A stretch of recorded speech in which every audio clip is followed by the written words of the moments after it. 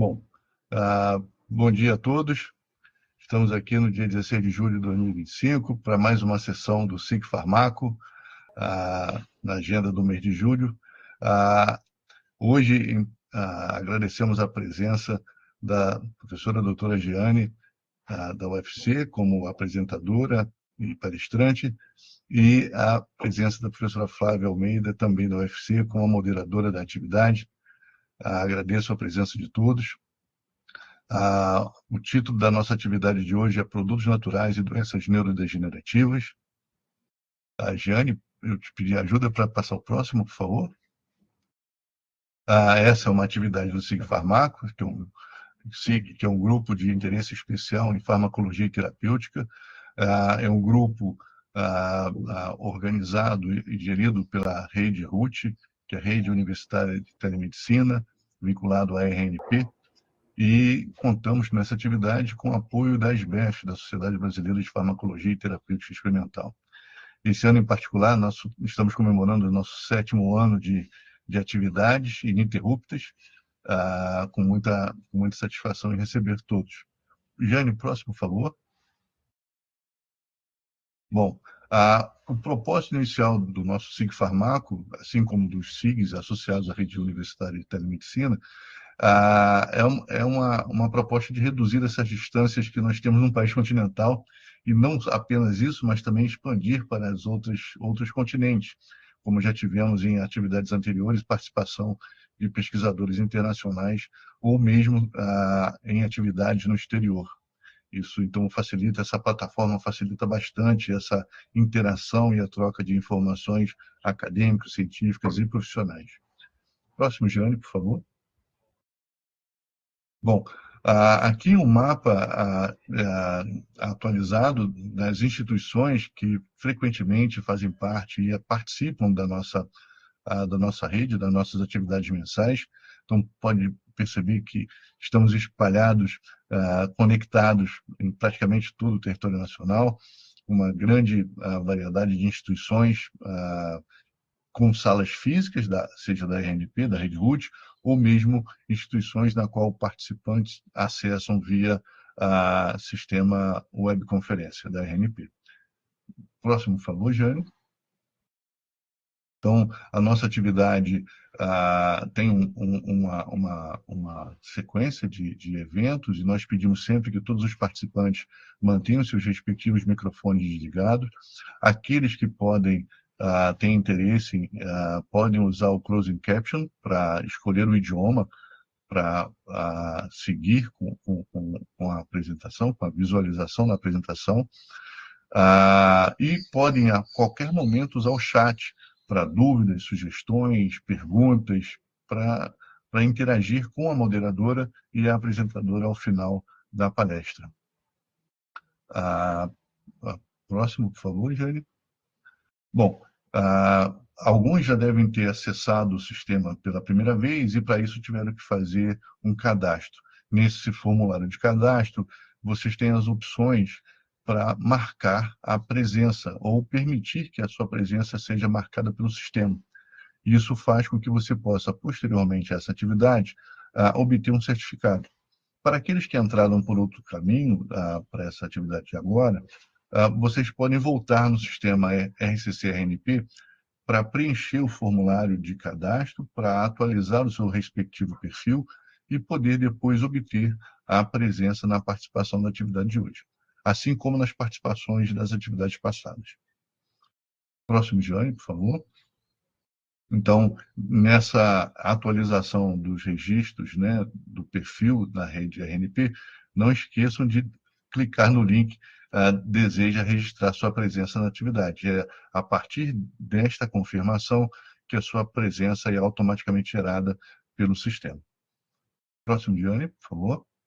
Então, a nossa apresentação tem um formato bem estruturado. Estamos nesses momentos iniciais de boas-vindas. Em seguida, já vou passar a palavra para a nossa moderadora, a doutora Flávia, que fará a apresentação da palestrante de hoje, a doutora Giane.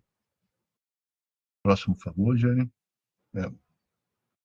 Bom, com isso, então, já de antemão agradeço a presença de todos, uma boa sessão para todos nós. Como eu mencionei, o chat está aberto, podem fazer já suas colocações, apresentações, que ao final a professora Flávia, na qual passo a palavra agora, fará toda a moderação e nesse momento apresentará a palestrante.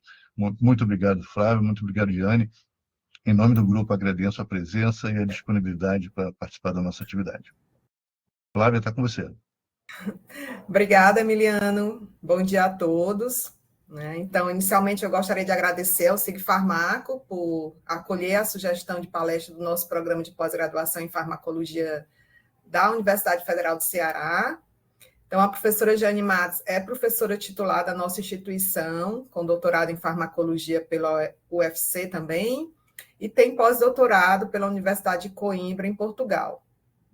Ao longo da sua carreira, a professora Jeane exerceu diversas funções administrativas, destacando-se atualmente como coordenadora adjunta de programas de pós-graduação profissionais da área CB2 da CAPES.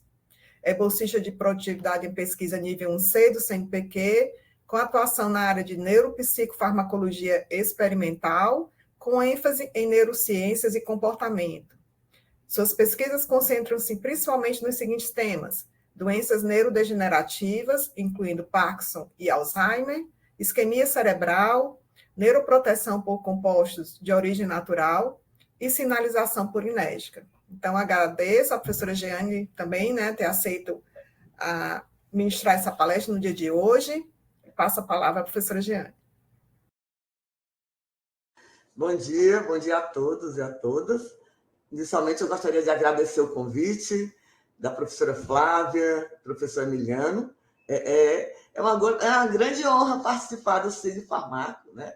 Que é uma rede incrível, tem um alcance muito grande. Eu estava vendo no Amazonas, né? do Oiapoque ao Chuí. Então, eu acho que é importantíssimo a gente mostrar nossas pesquisas, os estudantes também, e fortalecer colaborações, né? Ou criar novas colaborações. Então, eu agradeço muito o convite para falar um pouquinho, vir aqui falar um pouquinho do meu trabalho. Então, como a professora Flávia falou, a gente estuda, experimentação é animal, né? E a gente estuda modelos de doença neurodegenerativa. Claro que a gente não vai dizer que o animal tem Parkinson, né? Tem Alzheimer, mas a gente escolhe modelos que imitam alguns sintomas e sinais da doença. Então, qual a importância de estudar, né, drogas que possam vir a proteger as doenças neurodegenerativas? Tá? A gente sabe que as doenças neurodegenerativas são doenças muito debilitantes, ainda sem cura, né, que afetam pessoas de todas as idades e principalmente as pessoas, né, acima de 65 anos. Tá? Então, nós queremos viver mais, né, e com isso a gente tem, né, que se proteger, porque a idade é um fator que eu não consigo modificar. Então, a gente vai ter alguns fatores que você pode, né, modificáveis, mas a idade não. Tá? E com a idade, a gente vai ter o quê? O nosso corpo não funciona mais tão bem. Então, começam doenças, né, dos movimentos, que afetam movimentos e que afetam a cognição e a memória.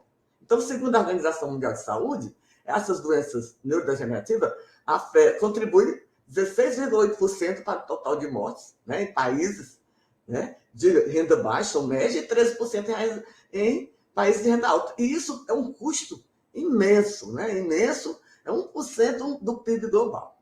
Então, dessas doenças neurodegenerativas, a mais comum é a doença de Alzheimer, responsável por 60% a 70% dos casos de todo mundo, né? E é seguida pela doença de Parkinson e a doença de Huntington. Então, hoje nós vamos falar de modelos que se usam na doença para estudar a doença de Alzheimer e a doença de Parkinson. Então, a doença de Alzheimer, ela foi descrita pela primeira vez, né, pelo neuropatologista Alois Alzheimer, como eu falei, é a forma mais comum de demência. Né? Então, atualmente, cerca de 55 milhões de pessoas com mais de 65 anos vivem com demência. Tá? E isso, em 2030, serão 78 milhões. Tá? Então, nós temos que nos preparar para isso. Tá? No Brasil, cerca de 1,2 milhão de pessoas vivem com essa forma de doença. Tá? E 100 mil novos casos são diagnosticados por ano. E no Brasil é subdiagnosticado. A gente acha até que tenha mais. Okay? Então, os sintomas, né, são 4 fases, mas principalmente a fase inicial, temos o quê? Começa problemas de amnésia, né? A memória recente, você também tem problemas na memória espacial, de se localizar no espaço, problemas de linguagem, desorientação, aí já começam os desvios de humor, né? Ansiedade, depressão, já começa aqui. Também problemas no sono. Aí, com o progredir da doença, já começa os problemas de aprendizagem, ficam muito maiores, aparece, né, pode ter sinais de agressão, você já fica dependente para as tarefas de atividade da vida diária. Se você olhar comparando com como está o cérebro, já começa um encolhimento cortical, os ventrículos começam a ficar alargados e tem um encolhimento do hipocampo, que é a área da formação e consolidação da memória. Com o progredir mais ainda, então, já começa a ter danos motores, dependência total, né, inatividade no leito quase total. Né? Comparando como está o cérebro de um paciente que está com a doença de Alzheimer grave, já o encolhimento cortical é muito grande. Olha o tamanho dos ventrículos, crescem muito, né? Estão à custa porque não tem massa neuronal, os ventrículos aumentam muito e o hipocampo fica muito encolhido. Então, olhando aqui nessa figura, olha o tamanho, né, do cérebro de um paciente com Alzheimer, comparando com o cérebro de uma pessoa normal. Então, se tem um encolhimento, uma perda cerebral tão grande, como é que vai ter memória, né? Como é que vai ter movimento? Então, na doença de Alzheimer, só 5% ela é uma forma familiar. Tem uma característica genética, ela começa bem mais cedo. Né? Então, 95% é esporádica ou de início tardio. Então, as principais causas é o envelhecimento. Tem uma variante genética, quem tem uma variante no gene da apolipoproteína E, tem um risco de desenvolver a doença, mas tem fatores assim modificados como o diabetes, hiperlipidemia, inflamação, o estilo de vida, né? Doenças cardiovasculares, acidente vascular cerebral, tudo isso pode ser um fator predisponente para a doença de Alzheimer. Então, nós temos fatores etiológicos, né? Tem o genético, que a gente não pode, né, escapar a idade, mas tem, né, alguns fatores, né? A exposição ao estresse oxidativo, vírus que tem a metais pesados. Então, ocorre uma disfunção mitocondrial e uma agregação proteica. Então, essas doenças, muitas delas têm agregação proteica, como o Alzheimer e na doença de Parkinson. Então, as principais causas, hipóteses para a doença de Alzheimer é a hipótese colinérgica. Essa foi a mais antiga. Por quê? Porque aquela degeneração cortical que eu mostrei, ela comete principalmente os núcleos basais de Meynert e o septo medial, e são locais onde tem os neurônios colinérgicos. Então, a primeira hipótese é essa, a deficiência colinérgica. Depois veio, o que é que faz essa deficiência colinérgica? É a cascata amiloide.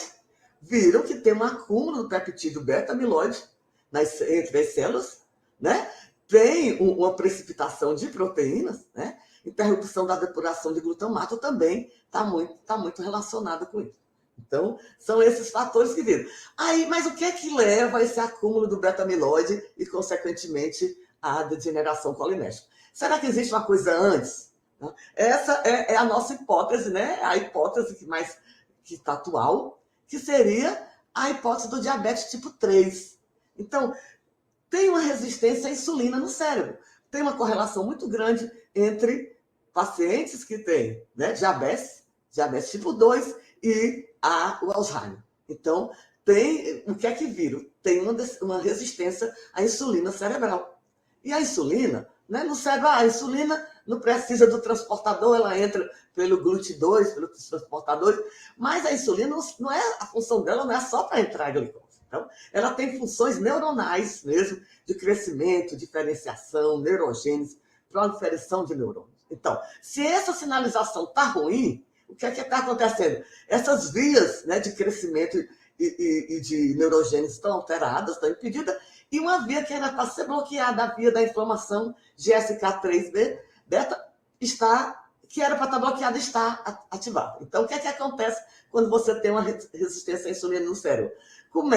Tem um estresse oxidativo muito grande, começa a ter depósito de A beta e também a fosforilação da proteína tau.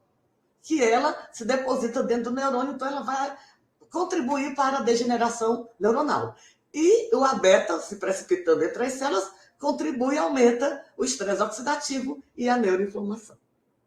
Então, né, falando agora da doença de Parkinson, é uma doença também, né, neurodegenerativa, que acomete a faixa etária de 50 a 70 anos, e que dados da Organização Mundial de Saúde mostram que aproximadamente 1% da população com idade superior a 65 anos tem a doença. E no Brasil estima-se que 200 mil pessoas sofrem com a doença. Então, ela é uma doença que é da idade, mas ela pode ser, tem alguns fatores que podem predispor como o traumatismo craniano, né? Então, os pugilistas, aqueles jogadores de futebol americano que levam muita pancada, podem desenvolver uma doença de Parkinson.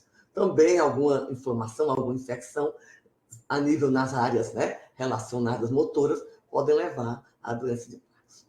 Okay? Então, as características dessa doença: bradicinesia, rigidez, tremor e alterações na postura e equilíbrio. Então, essas seriam as alterações motoras. Só que já viram que 10 anos antes de começar os sintomas motores, já começam os sintomas comportamentais, como apatia, depressão, ansiedade, distúrbio de sono. E também outras que não são motoras nem comportamentais, como a hiposmia, rubor, sudorese, um problema no sistema nervoso autônomo. Então, 10 anos antes, quando começam os sintomas motores, já tem uma perda de 75% dos neurônios lá na substância negra. Então, não tem mais o que fazer, tá? O ideal, se você pudesse, né, fazer uma prevenção antes desses sintomas, mas os sintomas não motores são muito gerais, né? Você alteração no olfato, sudorese, depressão, ansiedade, você não relaciona muito que esse paciente vai ter daqui a 10 anos a doença de Parkinson. Então, por isso é que você só começa com o seu idoso, quando ele começa a ter problemas, queda, na rigidez, na postura. Mas aí a neurodegeneração já está muito grande. Okay? Então, os achados histopatológicos, a perda de neurônio na substância negra, Paris compacta, a presença de inclusões intracitoplasmáticas de alfa-sinucleína e de bicutina, então, os corpos de Levy, que a gente chama, e a perda dos neurônios colinérgicos nos núcleos basais de imagem. Por isso que os pacientes com doença de Parkinson também têm demência, porque tem uma perda colinérgica lá. Tá? Então, viram o quê? Os corpos de Levy, eles começam a se depositar a nível, via vago, a nível aqui no tronco. Então, antes mesmo de atingir áreas de controle motor, já tem uma deposição desses corpúsculos. Por isso que esses pacientes podem ter depressão, problemas olfatórios. Por quê? Porque já tem deposição, né, de corpúsculo de Levy. Com a progressão da doença, aparecem distúrbios do sono, aí começam os distúrbios motores. Então, áreas relacionadas com controle motor já começam a ter a deposição dos corpúsculos de Levy. Quando você já está no estágio maior, né, o estágio do BRAC 5 e 6, já começa, né, esses distúrbios assim, já começa a aparecer os distúrbios cognitivos e a bradicinesia já está muito alta.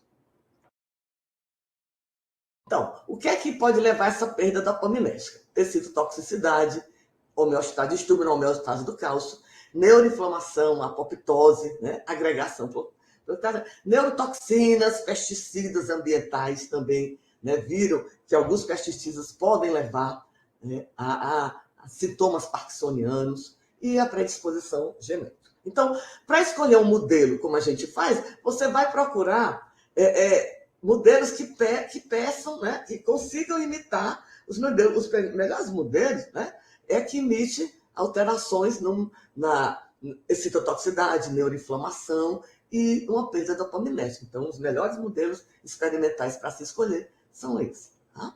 Então, qual seria o tratamento? O tratamento, você não consegue barrar a progressão da doença. Você pode dar, né, inibidores da acetilcolinesterase. Aí você aumenta o aporte de acetilcolina. Bloqueadores de glutamato para diminuir, como a memantina, a excitotoxicidade. E, atualmente, né, fazia 20 anos que nenhuma droga o FDA aprovava uma dose. Então, ela aprovou agora o aducanumab, que é um anticorpo monoclonal, que ela remove a placa. Ela se liga na placa e deposita a placa. Agora, como essa aprovação foi muito rápida, o que é que estão vendo? Tem muitos efeitos colaterais. Muitos não, mas tem uma deposição. Essas placas, né, esse anticorpo com a placa, se deposita nos vasos e começa a ter microhemorragias. Então, já tem até uma nova geração que provoca menos efeitos colaterais. Além do preço, porque é muito caro o tratamento, né? Nos Estados Unidos, $28 mil por ano. Então, é um tratamento muito caro. Para a doença de Parkinson, o tratamento é aumentar o aporte de dopamina, né? Com o precursor levodopa, junto com carbidopa ou benzeradise, para você diminuir essa quebra periférica, e dá também agonistas dopaminérgicos, como a pomorfina, pergolide, mas nenhuma dessas inibe a progressão da doença. Então, a nossa pergunta é: os produtos naturais podem ser uma ajuda terapêutica no tratamento da doença de Parkinson? Ou terapêutica ou preventiva, tá? Então, o que é que a gente preconiza? É que você comece a fazer uma dieta, né, com produtos naturais e para prevenir, para não chegar num estado tão grave da doença de Parkinson ou de Alzheimer.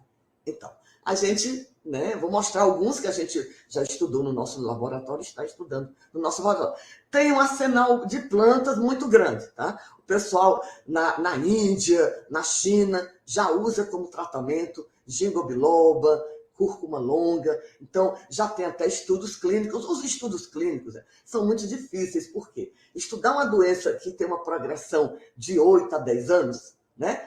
É difícil, é muito caro. Então, às vezes, a indústria farmacêutica não vale a pena. Então, estudar, né? Então, estudar, fazer estudos clínicos. O que é que nós temos? São muitos estudos epidemiológicos que mostram o benefício de produtos naturais, né? Produtos isolados de planta, ou extratos de planta. Então, a Camellia sinensis, né? Ela tem grande quantidade de catequina, que seria o maior componente bioativo. A catequina é um polifenol, né? Do tipo flavonoide. Olha, tem muita quantidade. Numa xícara, 2 ml numa xícara de chá verde contém aproximadamente 200 miligramas de catequina. Olha, quanto mais fenol, a gente já viu, né? Como são antioxidantes. Então, tem muitos efeitos anticarcinogênico, antidiabético, antioxidante, anti-inflamatório. Então, experimentalmente, isso já está provado. Mas já tem estudos clínicos mostrando que a incidência de derrame do stroke cerebral é bem menor em quem toma em torno de 5 xícaras de chá verde por dia. Tá? Não sei, o chá verde particularmente, se eu tomar muito chá verde, ele me dá problemas gastrointestinais. Eu não sei se eu conseguiria tomar 5 xícaras de chá verde, mas o ideal, se você puder tomar pelo menos 2 por dia, seria muito bom. Então, esse aqui é um trabalho que foi feito pela a nossa estudante de doutorado, né? Foi uma das primeiras, né? A gente mostrando, né, um modelo de parkinsoniano, um M-parkinsoniano. Então, você injeta uma neurotoxina, essa neurotoxina entra pelo transportador de dopamina, a 6-hidroxidopamina, e ela inibe o complexo 1 da cadeia mitocondrial. Tá? Então, o bom desse modelo é que ela imita muitos dos sinais e sintomas da doença. Então, a gente tratou com 10 a 30 miligramas por quilo durante 14 dias, né, os animais, depois que a gente fez a injeção da 6-hidroxidopamina. Então, o que é que foi visto? O nosso teste padrão é ver o número de rotações contralaterais quando eu dou a 6-hidroxidopamina. Então, quando a gente lesa tem uma upregulation na área, então o animal vai rodar. Quando eu faço um desafio com o agonista dopaminérgico, ele roda contralateral a lesão. Então, aqui a gente está vendo que um animal lesado aumenta o número de rotações contralaterais. Um falso operado não tem essas rotações. E quando eu trato com catequina, eu tenho uma diminuição muito grande desse número de rotação. Então, análise da morte neuronal. Então, você usa um marcador para tirosina hidroxilase. A gente faz a injeção no estriato, mas tem uma lesão retrógrada, porque a via é nível estriatal. Então, a via, o neurônio, o corpo celular do neurônio está na substância negra, mas ele vai jogar dopamina lá no estriato. Então, o que é que a gente vê? A gente faz a injeção no estriato, então lesa o estriato, vocês estão vendo uma diminuição da marcação da tirosina hidroxilase, tanto no estriato como na substância negra, e eu consigo proteger, aumentar, né, esse número de neurônios marcados, tanto no estriato como na substância negra, quando eu trato com a catequina. Então, aqui a gente está vendo um aumento, né, significativo dessa imunomarcação, tanto no estriato como na substância negra. Aí, vamos ver como é que está a dopamina, né? Se não é a dopamina que está, o neurônio que produz a dopamina. Então, o que é que a gente viu? Quando faz a injeção, a neurotoxina, tem uma diminuição muito grande da dopamina, e não só da dopamina, da norepinefrina. Então, que pode estar relacionado com os sintomas de depressão que os pacientes têm, tá? Então, e nesse modelo, você pode observar um sintoma, né, depressivo símile nesses animais. Então, nós temos uma diminuição muito grande da dopamina e da norepinefrina, tá? Aqui no mesencéfalo. E quando eu trato com a catequina, eu tenho um aumento, não chega ao ideal, mas eu tenho um aumento, né, da dopamina e da norepinefrina. E, consequentemente, dos sintomas motores da doença.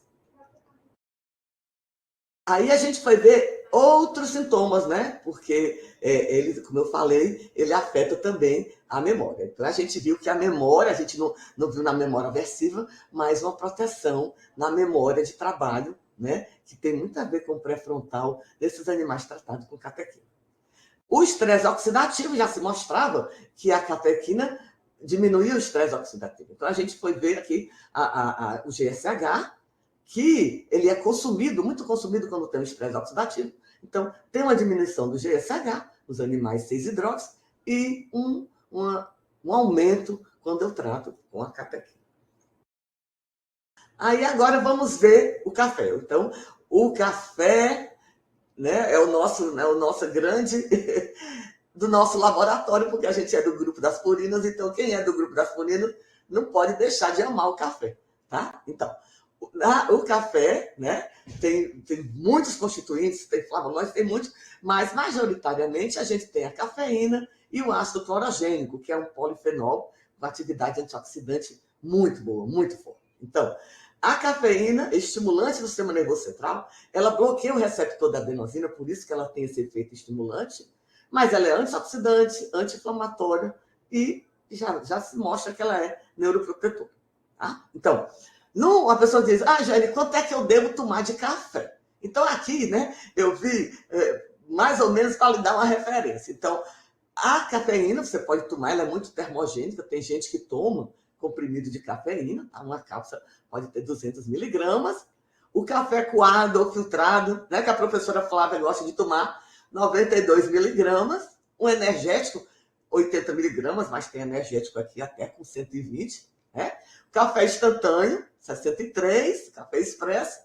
Aquele remédio, né, que tem nos remédios para dor de cabeça, tem até 50 miligramas de cafeína. No chá preto e no chá verde. Então, o chá verde, apesar de ter muita catequina, ele tem também cafeína, mas ele tem menos do que o chá preto. Tá?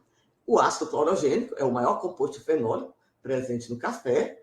Ele modula o metabolismo da glicose. Então, a gente lembra que eu falei que pode ter uma deficiência da sinalização da insulina. Então, ele melhora a sinalização da insulina, tem efeito antioxidante, antiapoptótico e anti-inflamatório. Então, começando aqui com a cafeína, eu já falei, né, no mecanismo de ação, antagonista do receptor da adenosina, particularmente o receptor A2A, né, ele bloqueia esse receptor. Quando eu bloqueio esse receptor, então, em termos de dopamina, ele melhora o aporte de dopamina, né, estriatal, e inibe a liberação de glutamato. Então, aumenta a dopamina e diminui o glutamato, então é muito bom, né? E inibe a ativação microglial. O ácido clorogênico, como eu já falei, é um composto fenólico, é o ester do ácido cafeico, tá? Ele é encontrado na variedade de plantas, principalmente do grão de café, mas quanto mais você torra, você diminui o ácido clorogênico. Então, o ideal seria tomar o grão verde, tem muito, mas o grão verde é muito amargo. Então, o ideal é você não queimar tanto, ser uma torra mais leve, mais clara, que vai ter uma quantidade de ácido clorogênico muito maior. Mas você encontra também maçã, na batata doce, na alcachofra, você também encontra ácido clorogênico. Tá? Já tem muitos estudos, muitos não, tem estudos clínicos, mas tem muitos estudos epidemiológicos, mostrando que quem toma muito café tem uma menor probabilidade, tem um menor risco de desenvolver a doença de Parkinson. Tá? Então, vários aqui, alguns estudos, né? Estudos epidemiológicos e clínicos, tem um grande estudo, teve um grande estudo aqui no ACOOS, de 112 mil participantes, 48 mil homens, 63 mil mulheres, né? Que não tinham diagnóstico de Parkinson no começo do estudo. Então, eles avaliaram de 1999 até 2007, tá? E a ingestão de café e outras fontes de cafeína foi avaliada.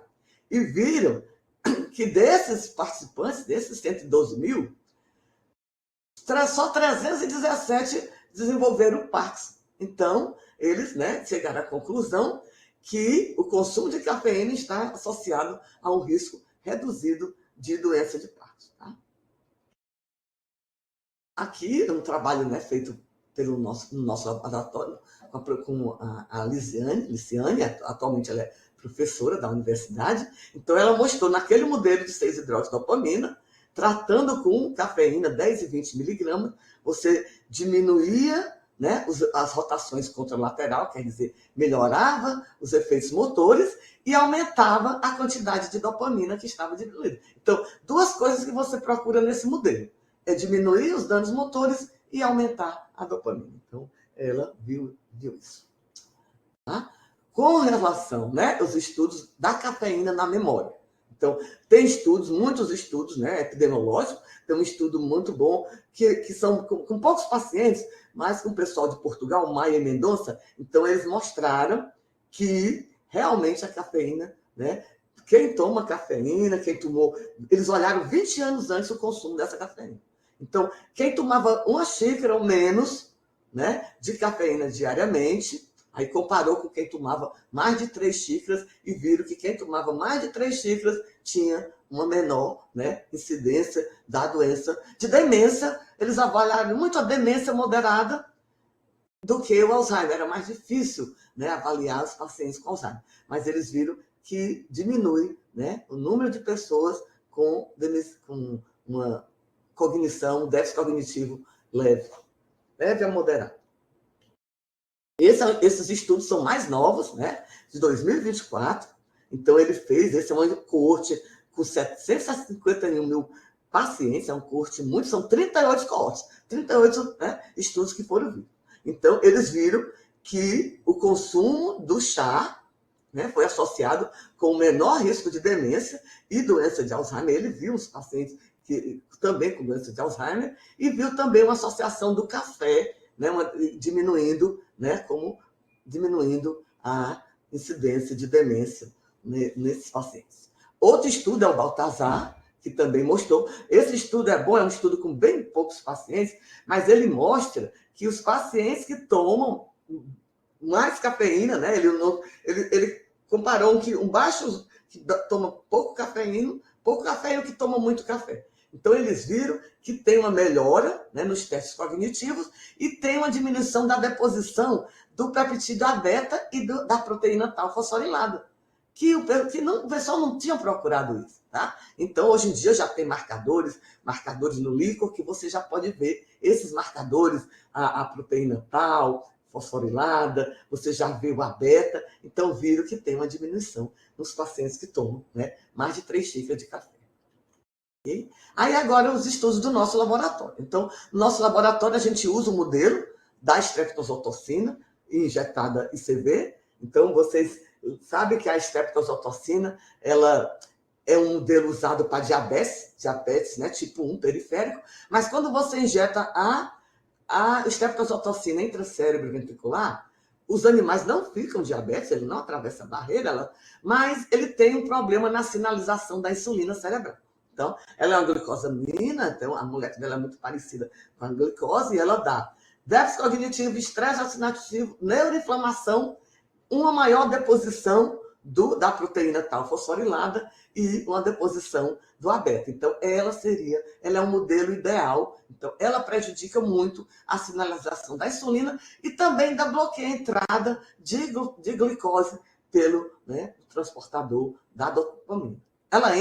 Ela compete com a glicose pelo transportador GLUT2, então ela altera bastante a sinalização da insulina e aumenta o A-beta e a proteína tal fosforilada. Então, o que é que foi visto? Que a cafeína 15 mg melhora, nós fizemos teste da memória aversiva, o STZ, piora a memória aversiva, memória de longo tardia, e o tratamento com cafeína melhora. A memória de reconhecimento do objeto, essa aqui tem a ver muito com o sistema límbico, tá? O índice de reconhecimento mexe muito com o hipocampo, Então, quando você trata com a STZ, ela diminui o índice de reconhecimento, e quando eu trato com a cafeína, melhora tanto com 1 hora, uma memória curta, quanto 24 horas depois. Aí vamos ver o que é que poderia ser por onde? Por diminuir o estresse oxidativo ou a neuroinflamação? Então, nós vimos que realmente esse modelo aumenta, nós temos um aumento do malondialdeído, tanto no córtex quanto no hipocampo, e uma diminuição com o tratamento com cafeína, um aumento do nitrito, também com a STZ, e uma proteção com a cafeína, tanto no córtex quanto no hipocampo. Em termos de neuroinflamação, a gente foi procurar astrogliose ou microgliose. Então, esse modelo, vocês estão vendo aqui, por essas figuras, as fotos, que nós temos, olha, um aumento da marcação para o GFAP, quando eu trato com o STZ, e uma diminuição com o tratamento com a cafeína. Tanto diminuindo a astrogliose, como diminuindo a microgliose. Então, a gente tem um aumento, a gente usa um marcador, o IBA1, é um marcador de microgliose, e quando eu trato com a cafeína, eu diminuo. O ácido clorogênico. Então, o ácido clorogênico, a gente fez também, a gente já mostrou que ele é encontrado na variedade de plantas. Ele é usado, o pessoal usa muito como termogênico. Então, o pessoal que faz academia gosta, pode tomar ácido clorogênico. Tá? Muitas vezes não na forma isolada, mas na forma de grãos. Então, o que é que nós vimos? Usamos o mesmo modelo da doença de Alzheimer esporádica, com STZ, no caso aqui, a gente tratou com 5 mg de ácido clorogênico durante 26 dias. É um tratamento bem prolongado, tem gente que já trata até 3 meses. É ideal fazer, a gente está pensando em fazer mais, porque os depósitos de beta-amiloide a gente só vê depois de 3 meses. Então, no nosso caso, a gente não conseguiu ver o depósito do beta-amiloide. Se deixasse mais 2 meses de tratamento ou do desenvolver da doença, a gente consegue ver o beta-amiloide. Então, foi feito pela nossa aluna, a Jéssica. Então, o que é que foi visto? Que ela melhora o tratamento com ácido clorogênico, melhora a memória de reconhecimento de objeto, tanto com 1 hora como 24 horas. A memória aversiva protege contra o déficit cognitivo na memória aversiva e na memória espacial, que tem muito componente hipocampal, as células hipocampais, as células que a gente chama as place cells, a gente vê que ela melhora muito, O animal acha mais rápido uma plataforma que está submersa, ele se localizando pelos objetos que tem na sala, tá? Então, o animal chega mais tempo, mais rápido na plataforma e fica mais tempo na plataforma. Aliás, nesse caso, quando a gente testa 48 horas depois, a plataforma não está mais lá, mas o animal fica os 5 minutos no local onde ele achava que estava a plataforma. Então, ele não desiste, ele sabia que tem uma plataforma ali. Então, a gente mede também o tempo que ele passa no quadrante onde estava inicialmente a plataforma. Vamos procurar astrogliose e microgliose. O modelo, como a gente já tinha mostrado, ele provoca uma astrogliose muito grande quando eu trato, com o ácido clorogênico, tem essa diminuição, uma diminuição significativa, tanto da astrogliose como da microgliose. Morte neuronal, a gente usou um marcador violeto de Cresil, que ele vai procurar os corpúsculos de início. Então, quando eu trato com STZ, eu tenho uma diminuição desses corpúsculos de início, e com ácido clorogênico eu tenho uma proteção, retornando até, né, uma proteção muito grande dessa degeneração. Vamos ver, né? Tem trabalhos que mostravam, como eu falei, a sinalização da insulina mexe, quando eu mexo na sinalização, eu diminuo o BDNF. Então, esse modelo é um modelo bom, porque ele também mostra uma diminuição do BDNF, né? O STZ diminui, e no nosso caso, a gente teve, né, um aumento dessa imunomarcação, não chegou aos níveis normais, mas ele melhorou muito o BDNF, né, o fator de crescimento derivado do cérebro, que tem que estar, que é uma das perdas, né, que vai ocasionar a perda sináptica, a morte neuronal. Então, o ácido clorogênico tem uma ação muito boa. Outros trabalhos a gente fez com a açucena, aqui a gente usou assim, outro modelo. A açucena é uma planta, né, o Hyperastra elegans. Ela é muito comum no Brasil, ela é usada muito na parte ornamental. Né? Ela é conhecida como açucena, nossa, né? Mas é cebola do mato, ela é uma cebola. Né? Ela tem um bulbo, parece uma cebola. Tá? E, né, ela tem uma quantidade de galantamina muito grande. Então, se ela tem galantamina, o tratamento para a doença de Alzheimer seria a galantamina, né, que ela inibe a enzima acetilcolinesterase. Então, a gente foi ver se nessa planta ornamental se tinha galantamina e se ela inibia a acetilcolinesterase. E, consequentemente, se ela melhorava os danos de memória. Então, a gente viu que, né, que a açucena, o extrato, que a gente usou o extrato, né, da açucena, e no modelo, que é um modelo, é uma lesão química passageira, o animal não fica lesado. No outro dia, né, a memória já está bem, a gente só faz um bloqueio muscarínico, né, colinético com escopolamina. Então, nós vimos que a açucena, o estado da açucena melhora a memória de trabalho e a memória aversiva. Então, ela tem um efeito muito bom. Ela, né, a gente dosou acetilcolinesterase, ver se ela estava inibindo, e realmente o mecanismo seria por inibição da enzima acetilcolinesterase. Testamos também o resveratrol. O resveratrol tem muito no vinho tinto, né, na casca das uvas, da uva escura, uva vermelha ou preta.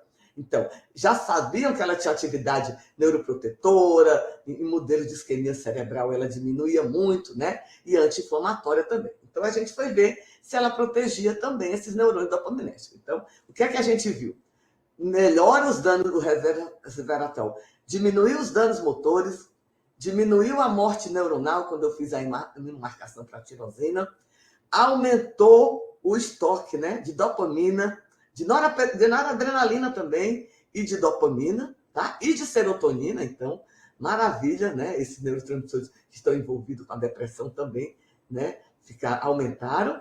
Aumentou o transportador de dopamina, então a dopamina tem que entrar dentro da célula para ser estocada, então ela melhora o transportador, aumenta o transportador de dopamina, isso é importante.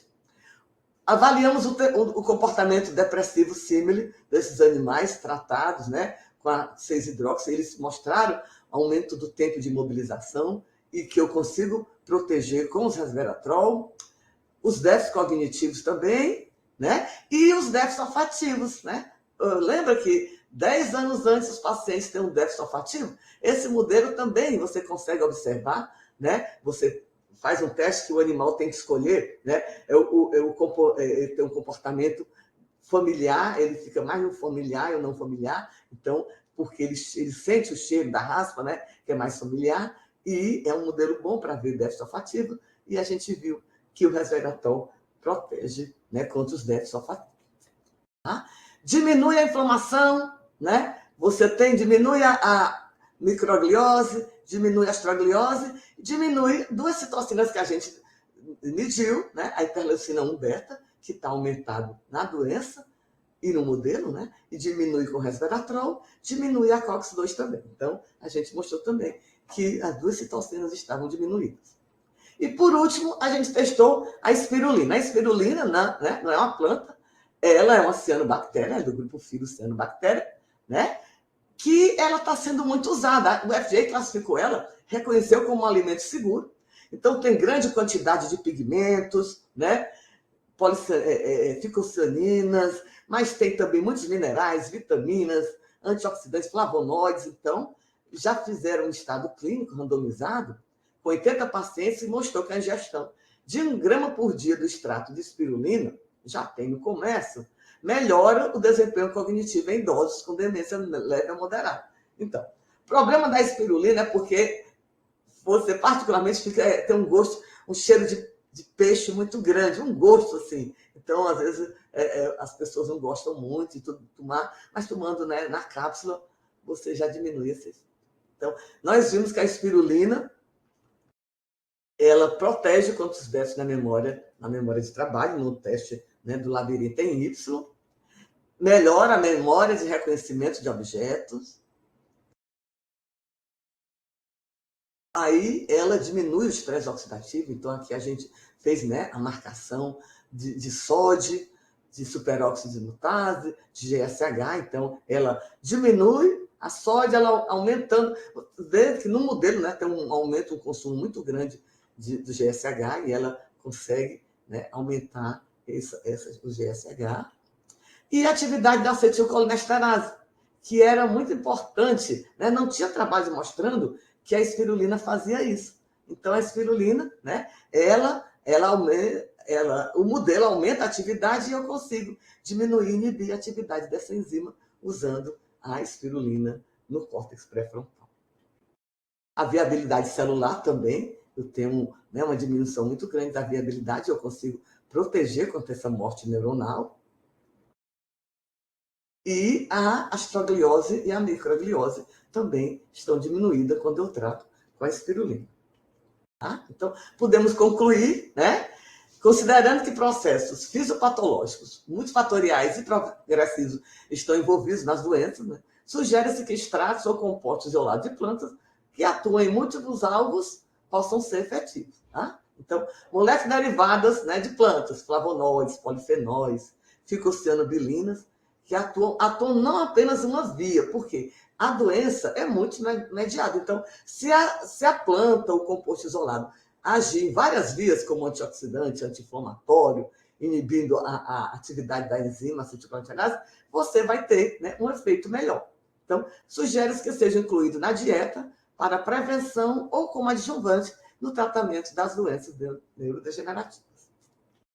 As perspectivas, né? Aí você pergunta, por que é que na clínica poucos compostos naturais mostram eficácia? Então, são vários motivos. Pode ser para a dificuldade dessas moléculas, são muito complexas, de transpor a barreira hematoencefálica. Tá? Então, talvez, usando uma nanoformulação, você melhora, você transporte, essa molécula pode chegar em maiores, né? Ou passar pela barreira, né, gástrica e conseguir atingir o sistema nervoso central. Bom, tá? A dosagem terapêutica pode produzir toxicidade celular, levando a efeitos colaterais. Então, tem que ter cuidado, porque também você não pode usar, né, grandes dosagens, né? Muitos desses compostos, quando você aumenta a dosagem, como o próprio chá verde, também ele pode ser, né, um efeito hepatotóxico. Então, você também tem que fazer um monitoramento. E as comorbidades, né? No nosso modelo, o nosso animal, ele tem a mesma idade, ele se alimenta da mesma comida, vem da mesma família. É diferente você levar isso para um paciente, né, que são muito diferentes. Um é obeso, tem obesidade, hipertensão, envelhecimento, diabetes. Então, é difícil você, né, padronizar como a gente faz no laboratório. Então, isso pode ser um dos motivos que a gente não consiga ver tanta eficácia nesses compostos naturais. Então, assim, superar essas barreiras é o nosso grande desafio. Aqui é o meu grupo, né, de Neurociência e Comportamento, aqui meus estudantes de pós-graduação, iniciação científica, pós-doc, algumas colaborações que eu tenho, o professor Rodrigo Cunha, da Universidade de Coimbra, Rui Prédio, de Santa Catarina, a professora Cristiane, do Pará, professora Gata. Então, muito obrigada, tá, pelo convite.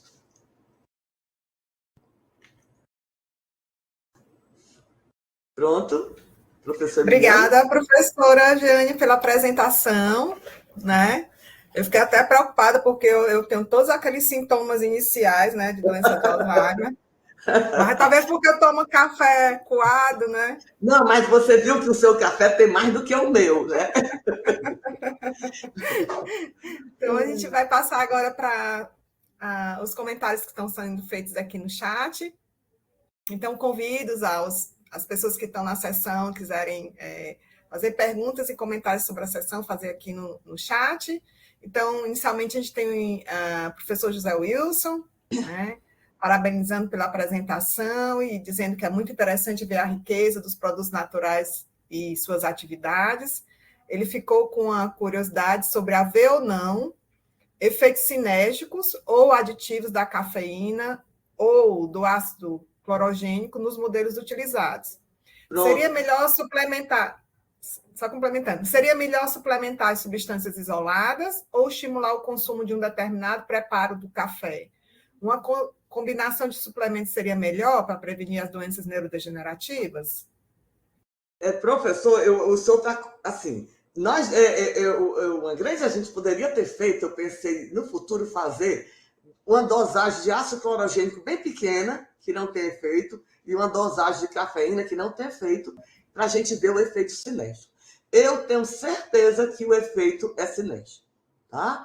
Por quê? Porque naquela quantidade que tem de clorogênico no café e da cafeína, então eles agindo em mecanismos antioxidante, anti-inflamatório, um bloqueando o receptor A2A. Então, eu acho que o efeito do café bem melhor, porque tem vários compostos. Além desses dois, vocês viram, tem uma gama de compostos. Então, eu acho, professor, que é melhor tomar o café do que tomar isoladamente. Então, nesse caso, eu poderia tomar até uma dose menor de ácido clorogênico ou menor de cafeína para ter o efeito.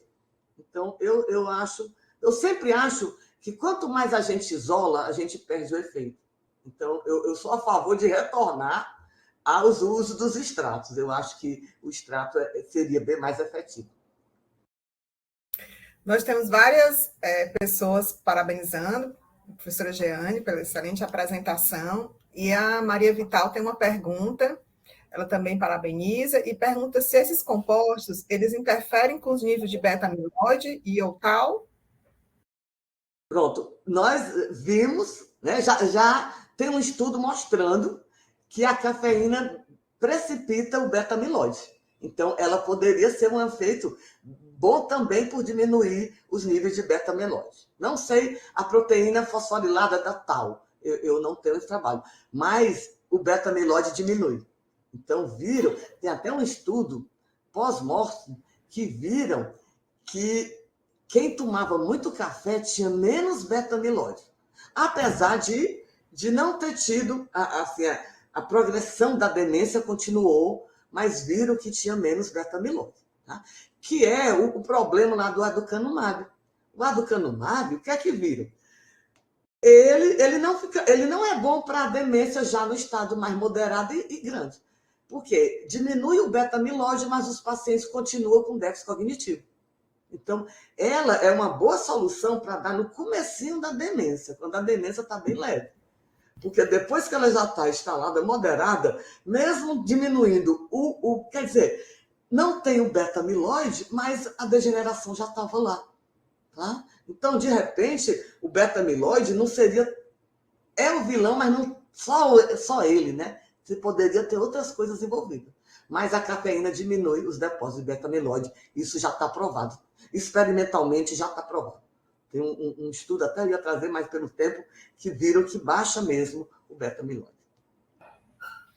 Então, a gente tem mais uma pergunta do Flávio, né? Ele gostaria de saber se você conhece ou recomenda alguma marca confiável desses produtos naturais, porque já que existe uma grande variedade de marcas no mercado. Olha, realmente, isso aí tem razão, porque, né, quando você compra um extrato, a gente trabalha com os compostos da Sigma, né? A gente, né, experimentalmente, a gente não trata com produtos naturais. Tem que ter cuidado, que às vezes é muito misturado. Por exemplo, você me diga a catequina. A catequina, no chá mesmo, no chazinho, tem muito pouco. E às vezes é muito misturado com folhas, tá? Quem toma, aí tem pessoas que vão nesses casos de produtos naturais que compra ela mesmo, pesa e tudo. Então, você tem que ter um pessoal conhecido, porque nesses raizeiros, às vezes, eles botam muitas folhas, então teria que realmente ter uma fonte bem segura, ok? Mas teria que ver, né? Teria que fazer um estudo ideal, você fazer, mas aí seria o povo da química que ia ver a quantidade de catequina ou ácido clorogênio que tem no chá. Aí é difícil ver isso, tá? Então, a ideia é mesmo uma fonte bem confiável para poder. Mas não tem como eu dizer qual seria uma fonte, né? Uma fonte mais confiável. Mas o que a gente sabe é que tem muita coisa mesmo que é só folha, que não seria, né? Não teria a catequina mesmo ali, a folha do chá, né? Mas você teria que ter uma fonte mesmo confiável. O pessoal na Índia, na Ásia, eles cultivam, né? Então, eles, a Camellia sinensis, eles compram a folha, então é mais fácil. Aqui a gente teria que ver um bom fornecedor. Então, tem mais uma pergunta, José Yuri. Então, tem dois questionamentos.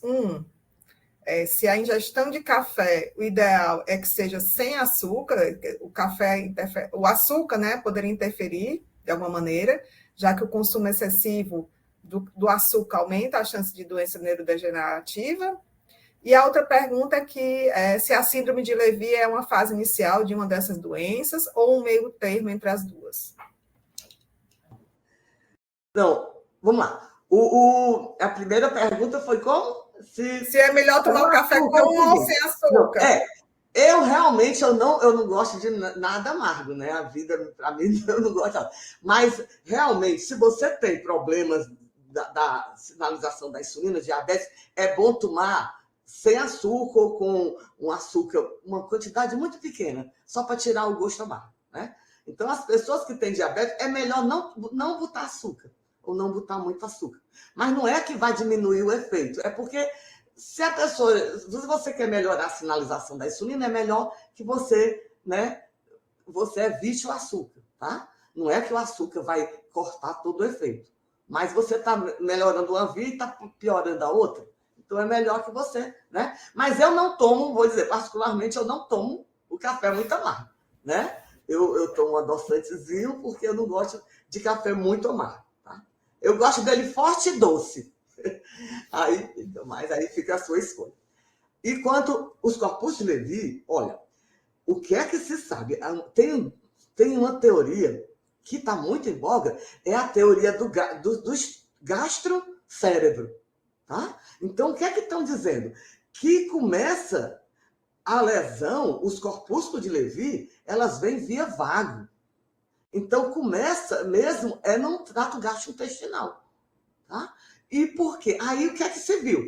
Os pacientes, 10 anos antes de desenvolver a doença, eles já têm sintomas gastrointestinal, já tem constipação, né? Já tem problema no sistema nervoso. Então, isso está fortalecendo essa teoria que os corpúsculos de Lewy, eles fazem um transporte axonal, né?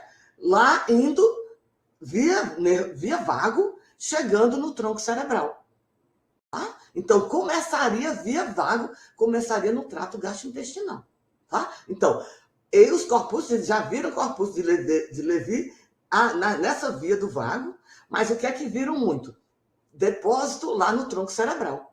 Tá? Áreas relacionadas dos núcleos magros da RAF, onde tem destruindo neurônios que sintetizam a serotonina, ou lá no lóculo cerúleo, destruindo neurônios que sintetizam a noradrenalina.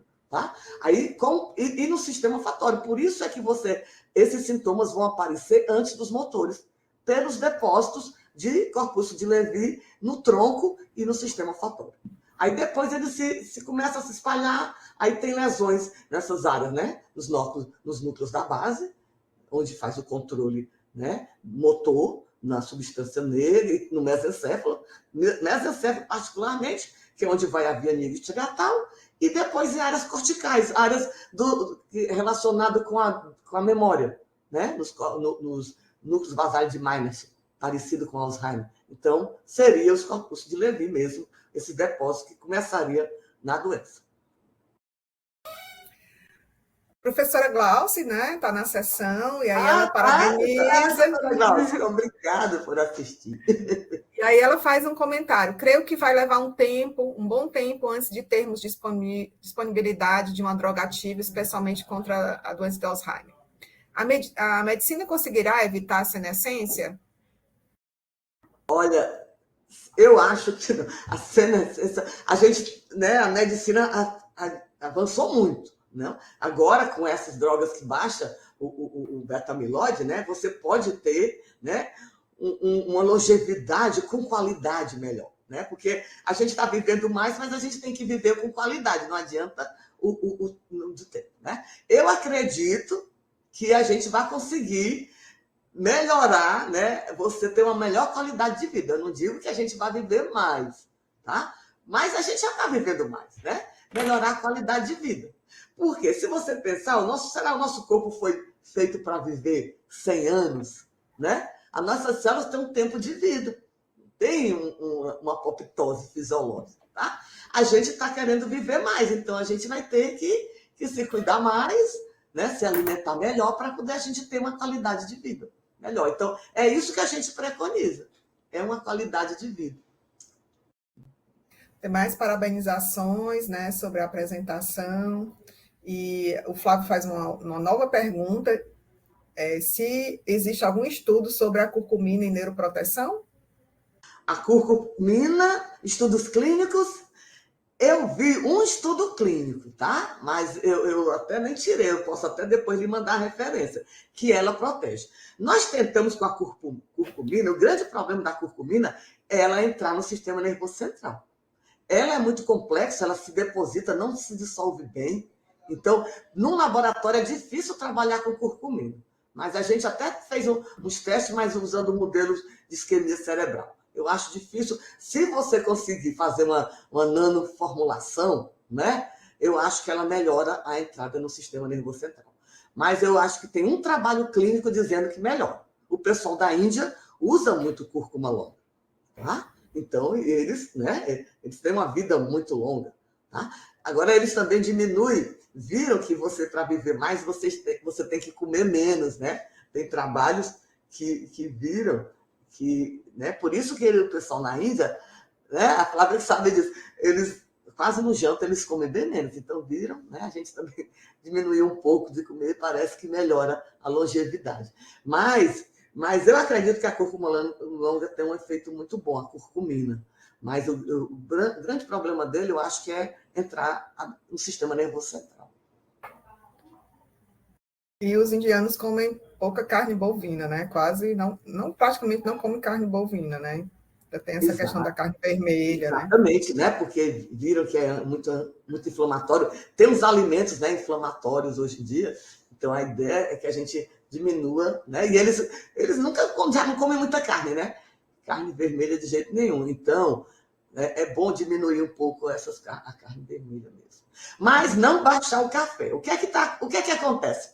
Principalmente no Brasil, né? Na Índia, na China, não. A pessoa, quando fica idoso, ela para de tomar café. Às vezes, o médico recomenda, pare de tomar café. Quando é para ele tomar mais café. Então, era para o idoso tomar mais café e ele para de tomar. Porque dá problemas gastrointestinal, tem um pouco de azia, né? Mas eu digo assim, é melhor, a gente consegue tratar uma azia, mas a gente não trata um Parkinson. Então, é melhor ter azia do que ter Parkinson. Então, é isso que eu acho. Mas eu acho que a pessoa idosa teria que tomar mais café. Mas no Brasil tem uma diminuição da quantidade de café que o idoso toma. No interior, não. No interior, o pessoal com 80 anos toma assim 2 xícaras de café bem forte. Não é isso? Mas aqui na cidade o pessoal toma menos. Sim. O Pedro pergunta, né, quais são as formas de obtenção dos produtos naturais para os seus estudos? Vocês coletam, fazem extração? Não, nós usamos o da Sigma mesmo. Então, o resveratrol, a cafeína, o ácido clorogênico, é tudo mesmo, né, da Sigma.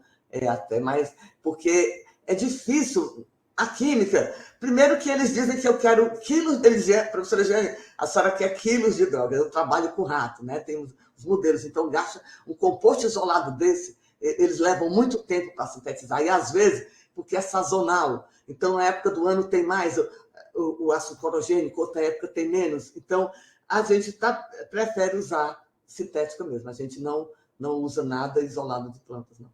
Diretamente da planta, não. O Flávio pede para compartilhar depois as doses diárias, né? Acho que a apresentação vai ficar salva, Flávio, depois no site da Sociedade Brasileira de Farmacologia. Você vai ter lá, que a professora até mostrou um slide, né, com as concentrações de cafeína, que cada tipo de café tem, acho que vai ser, e outras informações de outras substâncias que ela testou, vai estar tudo salvo na apresentação. Então, 3 xícaras de café, tá? Porque também, se você tomar muito, Mas a gente testou e viu que nessa dose ela não aumenta a ansiedade. As pessoas também, né, reclamam que podem ficar muito ansiosos, né? Então, claro, se você toma... ele é um energético, ele é um ativador do sistema nervoso central. Então, tomando muito, sei lá, 5 copos, 5 xícaras pode até ter, mas até 3 é bem seguro, não causa ansiedade e protege. Então, a Roseli, né, dá parabéns para a apresentação e ela tem algumas perguntas. A cafeína tem vários efeitos além do receptor da adenosina. Os efeitos neuroprotetores da cafeína seriam mediados predominantemente por esses antagonismos nesses receptores? Sim. Além dos efeitos na adenosina, né? Pronto. Então, ela é inibidor da fosfodiesterase. Só que em grandes doses é que a cafeína inibe a fosfodiesterase. Então, nessa dosagem que a gente usa, eles inibem receptor A1 e A2A, né? Quase não age nos outros, mas e principalmente no A2A. E o que é que se sabe, né? Quando bloqueia o A2A, você melhora o aporte de dopamina. Okay? Mas ela tem outros efeitos, né? Vocês já viram que ela pode agir, tem um efeito anti-inflamatório muito grande, né? A cafeína. A gente tem um trabalho que ela bloqueia também o receptor das purinas, P2X7. Tá? E quando eu bloqueio o P2X7, ativa aquela via da inflamação, então ativa a inflamação. Então, quando eu bloqueio o receptor das purinas do tipo P2X7, então ela age não só nos receptores P1, ela age também nos receptores P2. Então, ela pode ter esse efeito anti-inflamatório por agir em outros tipos de receptores, particularmente o P2X7. Roberto César parabeniza a apresentação e ele tem uma pergunta que envolve a comparação com fármacos já em uso clínico para doenças que envolvem o sistema nervoso central. Muitos dos efeitos colaterais que essas medicações causam envolvem a falta de especificidade na modulação de neurotransmissores. Dos produtos naturais que a senhora mostrou, há essa falta de especificidade também. Nesse contexto, qual poderia ser a principal vantagem desses produtos naturais frente aos fármacos de uso clínico e que poderiam viabilizar seu uso na prática? Como eu falei, eles agem, são multimediados, né? Então, a doença também não tem um alvo específico, né? Então, a doença, você pode ter um estresse oxidativo, uma neuroinflamação, você pode ter uma diminuição de síntese de neurotransmissores. Então, as plantas têm uma grande vantagem. Porque, já pensou, você vai usar cada droga num alvo diferente? Não é melhor usar um composto que age em vários alvos? Tá? Então, nesse caso, teria, teoricamente, uma vantagem de usar um composto desse que agiria em vários alvos. Por exemplo, a catequina, ela inibe uma variedade, ela tem um efeito anti-apoptótico incrível. Tá? Ela diminui as enzimas, as pró-apoptóticas e induz as anti-apoptóticas. Então, tem muitos trabalhos, né? Fora os efeitos anti-inflamatórios, elas agem na apoptose. Mas, então, ela são vários efeitos. Então, a ideia nas doenças é você atingir o maior número, né, de alvos mesmo. Poderia ser uma grande vantagem você usar uma droga que mexe em vários alvos, do que eu tomar um anti-inflamatório separado, um antioxidante, um inibidor da acetilcolinesterase. Se você puder tomar 3 em uma, né, que tem 3 ações, muito melhor. Então, o Aleph tem uma pergunta. Ele diz, a respeito dos mecanismos moleculares da cafeína e do ácido clorogênico, existem propostas que mostram os efeitos desses compostos na interferência na via das caspases ou MAP quinases? Pois é, nós não testamos essas vias apoptóticas. O que tem teste mesmo é da catequina. A catequina é maravilhosa anti-apoptótica, tá? Então, mas, digamos, no caso da cafeína, aquela via do inflamazônio, né? Aquela via que do pró IL-1 beta para o IL-1 beta, ela bloqueia bastante. Tá? Então, ela bloqueia aquela via do inflamazônio. E a gente viu que a gente está trabalhando agora, mas não foi com a catequina, a gente está usando um inibidor do P2X7, né? É o BBG, que ela mexe naqueles no autofagia. Então, a gente está estudando as vias autofágicas, que essas doenças que têm precipitação de proteínas, as vias autofágicas estão alteradas. Porque a autofagia é bom, né? Ela vai tirar todas aquelas proteínas defeituosas, tal. Mas, e nessas doenças, essas vias autofágicas estão prejudicadas, tá? Então, a nossa ideia é estudar agora essas vias autofágicas. Mas, né, da apoptose mesmo, eu não fiz estudos com o efeito do clorogênico contra a apoptose. Eu acredito que sim, mas realmente eu não estudei. Mais um questionamento do Ebenezer, lá do Maranhão, né? Ele coloca aqui uma prescrição que parece que é bem comum lá no Maranhão, que vem transresveratrol 100 miligramas, curcuma longa, extrato seco 300 miligramas, licopeno 2 miligramas. E ele diz que é uma prescrição muito comum lá para problemas inflamatórios intestinais. Ele pergunta se essa preparação também preveniria as doenças neurodegenerativas? Olha, com certeza. Assim, não, com certeza eu não posso dizer. Mas você usou aí 3 compostos com efeitos protetores. A gente estudou o licopeno, mas foi na isquemia cerebral. O licopeno é maravilhoso. Então, aumente o molho de tomate da sua dieta. Melhor do que a tomate, né? Porque a tomate, ela é mais absorvida, é melhor se tiver na forma de óleo. Então, o molho de tomate, aquele natural que você faz em casa, é bem bom. Então, juntando o licopeno com resveratrol, e qual foi o outro? Você disse? Cúrcuma. Então, essa formulação é maravilhosa, pode ter certeza, né? Porque você está usando compostos antioxidantes, fortes compostos antioxidantes e anti-inflamatórios. Então, seria, essa sua formulação seria boa. E uma dose grande, né? 300 miligramas é bem grande essa dose. Se não tiver algum problema, né, gastrointestinal, essa formulação seria boa. Eu nunca vi uma formulação dessa que tem as 3, mas seria bastante interessante. Mas, digamos, coma mais tomate, que tem muito licopeno, né? Então, vamos lá, bote mais açafrão na sua comida, para você não ficar, né, dependente de drogas. Claro que a pessoa diz, eu tenho que tomar 1 litro de açafrão, de comer 1 quilo de açafrão, não, né? Mas, né, você melhorando, a ideia é que você começa a tomar agora, até você com 20 anos até os seus 60, 70, 80 anos, né? Não seria como um medicamento, seria mesmo, né, para você prevenir mesmo. Então, mais parabenizações pela apresentação, né? A Roseli faz mais uma pergunta, né? Você falou sobre os inibidores da acetilcolinesterase no tratamento das doenças neurodegenerativas, mas aí existe a teoria do papel da butirilcolinesterase na doença de Alzheimer, já que essa enzima está aumentada nessa doença. Os compostos que foram testados e que inibem a acetilcolinesterase são capazes de inibir também a butirilcolinesterase? Olha, dos compostos que eu sei que inibe é a sucena, tá? Então, a gente testou também na butirilcolinesterase, tá? Mas ela tem muita galantamina, né? O efeito dela seria... Ela tem outras coisas, mas seria pela galantamina. Ela também inibe. Eu não vi, né? Eu não testei a espirulina. A espirulina é o inibidor. A espirulina, o pessoal já toma muita espirulina, mas, né, para melhorar a diabetes, o pessoal toma. A gente não testou ela na butirilcolinesterase.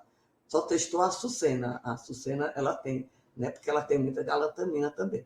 Mas seria interessante você bloquear essa, né, periférica, a butiril, que é periférica. Né?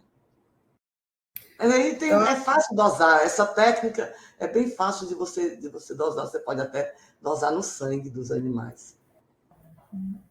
então a Cristina Avelar, né, agradece pela apresentação e pelos dados compartilhados, e ela fala: um ponto a destacar seria a relação do uso dos produtos naturais mencionados e hormônios sexuais, considerando que os efeitos poderiam variar de acordo com o sexo do indivíduo. Alguma sugestão e ou dado que aborde esse aspecto, especialmente quanto a efeitos diferenciados, por exemplo, em memória? Pois é, essa relação é muito grande. Existem compostos, né, naturais que são hormônios, né, que agem parecido com o estrógeno. Existe alguns, eu não estou lembrado agora, mas existe algum. Agora, tem essa relação, né? O que é que acha? O efeito protetor do estrógeno na memória. Já tem trabalhos propondo. Aí, quando a mulher entra na menopausa, ela começa a ter mais déficit de memória, porque o estrógeno dela está mais baixo.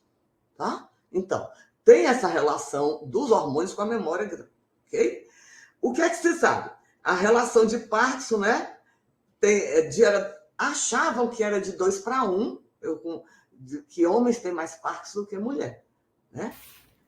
E eu falei com a neurologista recentemente que está caindo essa proposição, né? Está diminuindo essa relação de 2:1.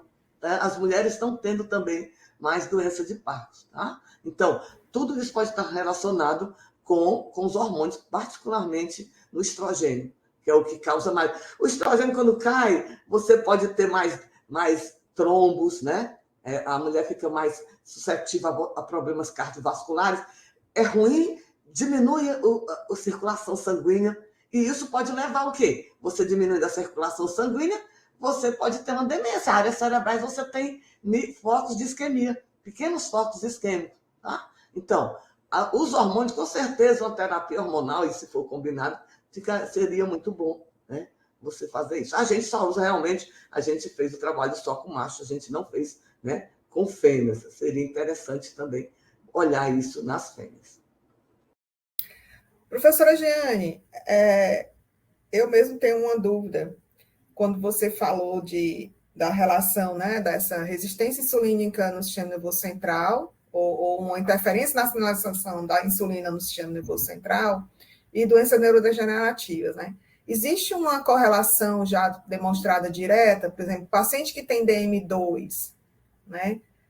Qual é a chance dele ter, por exemplo, Alzheimer? Já tem essa relação direta? Já tem estudos mostrando, já tem, né? Então, essa diabetes tipo 3, essa teoria, ela veio exatamente o que é que viram? Os pacientes diabéticos têm mais predisposição a ter doença de Alzheimer.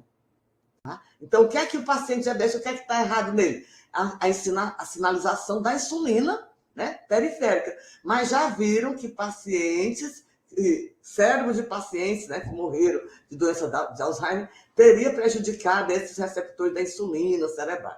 Então, tem uma relação bem direta, não sei se totalmente direta, mas estudos epidemiológicos provam com certeza que tem essa relação. Sim. E aí, maior cuidado ainda no tratamento, né, desse paciente com DM2, né? Tem que ter ainda mais cuidado, principalmente se for o DM2 no idoso, né? Se esse paciente ele entra numa idade mais tardia com um diabetes descontrolado, né? Pronto. E isso aí, com certeza, se a sinalização da insulina periférica está ruim, né? Por que a central não estaria ruim também, né? Por que seria uma doença só periférica? Talvez não. Sim. Uma outra dúvida que eu tenho, assim, a gente vê muito comentário, né, tome uma taça de vinho ao dia, né, pelo menos, para você né, envelhecer bem, principalmente por causa do resveratrol. E aí, é melhor tomar uma tacinha de vinho que tem álcool ou melhor tomar um suco de uva? Olha, todo mundo me pergunta isso, eu não vou ficar mandando o pessoal beber, né? Realmente, se você pensar na dieta mediterrânea, que eles tomam bastante vinho, né? Então, eu acho que uma taça diária de um vinho tinto, não vinho branco. O vinho tinto seria protetor, certo? Né? Mas que para quem não bebe, se tomar bastante suco de uva vermelha, também tem uma ação boa. Né? O álcool seria por outro sistema, seria porque ele melhora a fluidez sanguínea, ok? Mas se você não bebe, então tome mais suco de uva, com certeza. E uva vermelha, a uva verde não tanto, mas a uva vermelha seria. Então, se você quiser unir o útil ao agradável, você pode tomar só uma taçazinha depois da janta, mas porque fluidifica o sangue, tá? Mas o vinho tinto, o vinho branco não. Aí o vinho branco você está ficando bêbado e não está se protegendo. Então, eu acho que só alguns comentários aqui que o suco integral de uva também, por outro lado, tem muitas calorias, né? Mas vale a pena tomar, viu? Vale a pena tomar. Eu acho que a gente pode fazer uma última pergunta aqui, antes de finalizar, que a Carla acabou de perguntar, né? Parabenizou também pela apresentação. E aí a dúvida dela é se nos modelos pré-clínicos, né? Tanto em animais como em células, o tempo de tratamento para avaliar o acúmulo de beta-amiloide é seguido conforme os clínicos, fazendo essa translação de clínico para pré-clínico. Pois é. Aí seria, né, a dificuldade dos modelos experimentais. Porque a gente usa animais sem comorbidade, a gente usa animais novos, os nossos animais têm 3 meses. O ideal é você fazer esses experimentalmente com animais com 1 ano.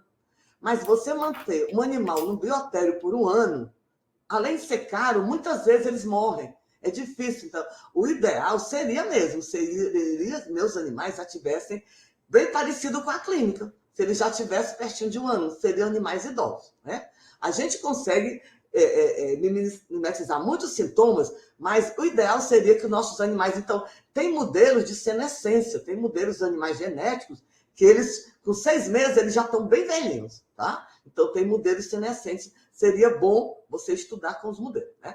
A gente não tem condição, mas a gente faz um tratamento de 28 dias. Não é um tratamento muito grande, mas, né, não seria tratamentos agudos. Então, esses modelos, o ideal é que você trate o maior número possível.